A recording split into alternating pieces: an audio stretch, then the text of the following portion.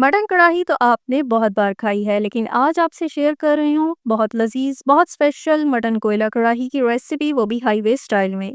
यह रेसिपी आम कढ़ाइयों की रेसिपी से ज़रा हटके है। जो तरीका आज आपसे शेयर कर रही हूँ उसमें कम स्पाइसेस का इस्तेमाल करके आप बना सकते हैं सॉफ्ट और जूसी मटन कढ़ाई की रेसिपी।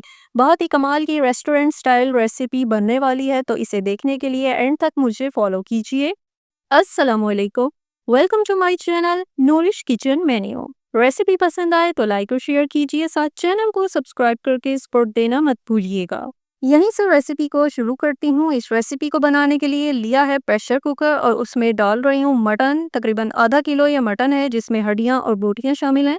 यहाँ पे 1.5 चाय का चम्मच नमक भी डाल दिया है और साथ ही अदरक लहसुन का पेस्ट 1 चाय का चम्मच शामिल कर दिया है। यहाँ मटन को गलाने के लिए 2 प्याली पानी शामिल कर रही हूँ और फिर प्रेशर कुकर को कवर करके यानी दरमियानी आंच पे 7 से 8 मिनट तक पका के मटन को गला लेना है। मटन गलाने के लिए इतना टाइम काफ़ी होता है, क्योंकि मटन का गोश्त वैसे भी नरम होता है। इस रेसिपी के लिए मटन को 80% तक पका के गलाना है।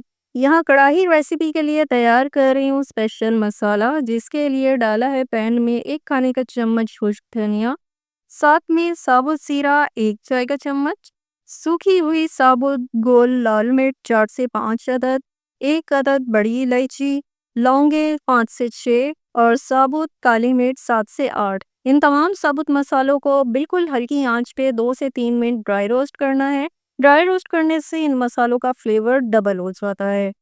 यहाँ पर ड्राई रोस्ट करके मैंने चूल्हा बंद कर दिया है। अब इन मसालों को कुछ देर रूम टेम्परेचर पे छोड़ के ठंडा कर लूँगी और फिर इनको पीस लूँगी। ठंडा करके मसालों को पीसना चाहिए ताकि मसाले में मॉइस्चर ना आए। यहाँ कढ़ाई बनाने के लिए 1 अदद मैंने कढ़ाई ली है और उसमें डाल रही हूँ कुकिंग ऑयल आधी प्याली, क्योंकि कढ़ाई की रेसिपी में हमेशा ज़्यादा कुकिंग ऑयल का इस्तेमाल होता है। अब इसमें डाल रही हूँ 1 अदद बड़े साइज़ की चॉप की हुई प्याज। प्याज को फ्राई करके नरम कर लेना है। प्याज ट्रांसलूसेंट हो जाने पे इसमें डाल रही हूँ अदरक लहसुन का पेस्ट 1 चाय का चम्मच और हरी मिर्चों का पेस्ट, ये भी 1 चाय का चम्मच है। अब इन दोनों इंग्रेडिएंट्स को कच्चापन खत्म करने के लिए चंद सेकंड्स पकाना है। यहाँ शामिल कर रही हूँ 4 अदद दरमियाने साइज के टमाटर। चंद सेकंड्स इन्हें पकाने के बाद दरमियानी आंच पे ढक के इन्हें मैं पकने के लिए छोड़ दूंगी ताकि ये नरम हो जाएं। टमाटर यहाँ पे पक के बिल्कुल नरम हो गए हैं, गल गए हैं। हल्का सा चम्मच चलाते हुए इन्हें मैश भी कर लेना है। टमाटर और प्याज की बड़ी ज़बरदस्त ग्रेवी बन गई है। अब इसमें शामिल कर रही हूँ मैं मटन और इसको यखनी समेत ही मैं शामिल कर रही हूँ और इस यखनी को पका के खुश्क कर लूँगी।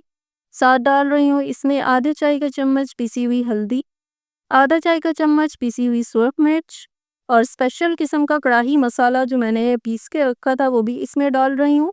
पूरा का पूरा मसाला यहाँ शामिल कर रही हूँ, जिसकी मिकदार 2 खाने के चम्मच है और आधा किलो मटन के हिसाब से बिल्कुल परफेक्ट है।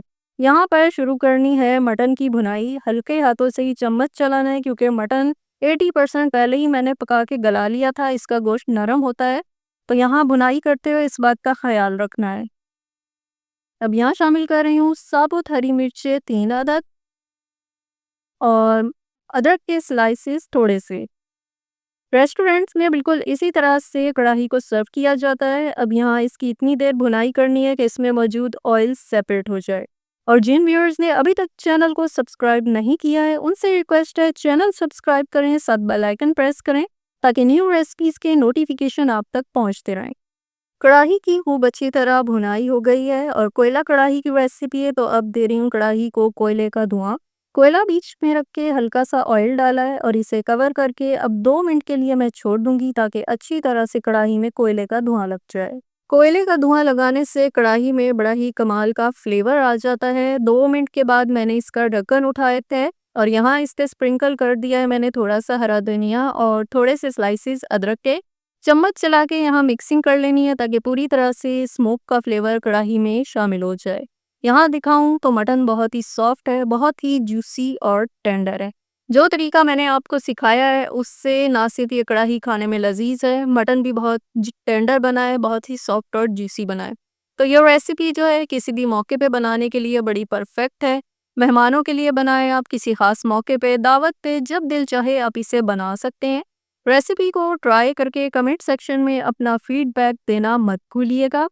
रेसिपी को लाइक और शेयर कीजिएगा। ایک نئی ریسیپی کے ساتھ آپ سے ملاقات ہوگی، تب تک اپنا خیال رکھیے گا۔ اللہ حافظ۔